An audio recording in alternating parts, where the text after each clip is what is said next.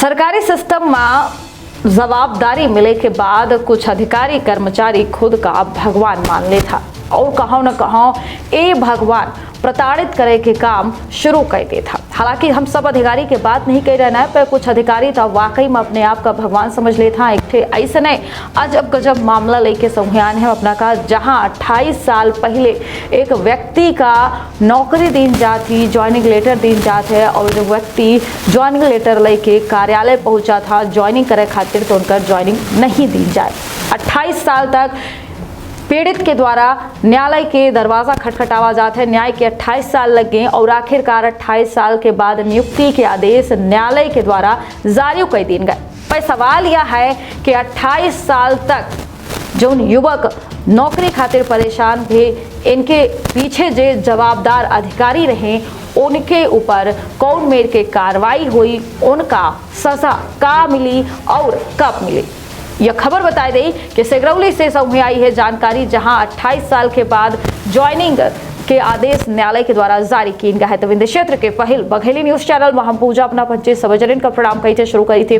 बड़ी खबर से बताई गई कि यह मामला सिगरौली के है। जबलपुर स्थित मध्य प्रदेश हाई कोर्ट में विद्वान न्यायमूर्ति विवेक अग्रवाल के एकल पीठ के समक्ष दोनों पक्षन के द्वारा अपन दलील दीन गए और विद्वान न्यायमूर्ति के द्वारा यह फैसला सुनावा गया, जहां याचिकाकर्ता सिगरौली के रहने वाले राजेंद्र प्रसाद वर्मा का उनके अधिवक्ता अरविंद पाठक बता दें कि जिनके खिलाफ याचिका प्रस्तुत की गई रही नॉर्दर्न कोलफील्ड लिमिटेड सिगरौली में बताया दें कि याचिकाकर्ता के वकील के द्वारा हाईकोर्ट में यह जानकारी दी गई रही कि एनसीएल के द्वारा 1982 में याचिकाकर्ता की जमीन जो रही अधिग्रहित की गई रही, एक के बदले में मुआवजा दी गया रहा, एक के साथ नौकरी में घलाए रखा गया रहा।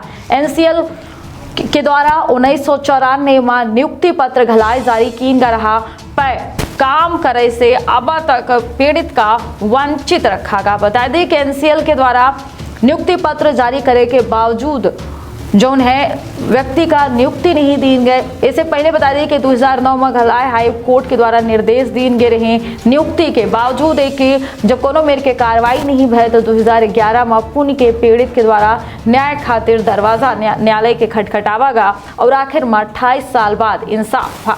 एनसीएल के तरफ से बता दी कि पहले एनसीएल के अधिकारी जो रहे 28 साल तक पीड़ित का अलग अलग बहाना बनाए के प्रताड़ित करत रहे। एनसीएल के तरफ से पहले तर्क दीन रहा कि अधिग्रहित होने वाली जमीन में याचिकाकर्ता के नाम बाद में जोड़ा गया।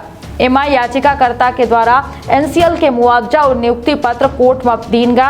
बाद में एनसीएल के द्वारा यह कहा गया कि याचिकाकर्ता के खिलाफ कोनो विजिलेंस में मामला लंबित है। याचिकाकर्ता के तरफ से दस्तावेज घलाए पेश की गए, जो में विजिलेंस के कोनो मामला नहीं पावागा। बताया दें कि आखिरकार मध्य प्रदेश हाई कोर्ट के द्वारा नौकरी के साथ बैक वेजेस के घलाए आदेश जारी की गया। बता दें कि सुनवाई के बाद कोर्ट के द्वारा एनसीएल के मैनेजमेंट के प्रति लापरवाही के प्रति नाराजगी जाहिर की गए।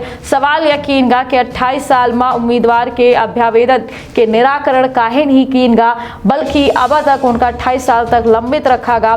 कोर्ट के द्वारा बता दी कि 60 दिन के भीतर नियुक्ति पत्र के आधार में एनसीएल प्रबंधन का नियुक्ति दे के आदेश जो उन्हें पीड़ित का जारी की गया है। इसके अलावा याचिकाकर्ता का पिछले 28 साल से संबंधित जितना भर कंपनी के द्वारा लाभ रहे उनका वेतन बनत रहा, ओका घलाए भुगतान करे के बात ही कही गई है। तो बता दें कि न्याय होता है, पर न्याय में कबो बहुत समय लग जाता है, पर समय के खामियाजा भुगते पड़त है पीड़ित का, जो 28 साल तक नौकरी के इंतजार करें, जबकि नियुक्ति पत्र उनके हाथ में रहा, पे कहो न कहो सरकारी पद में बैठे अधिकारियों की लापरवाही रही, उनकर गैर जिम्मेदाराना यह रवैया रहा कि उनका 28 साल के बाद नियुक्ति मिली है।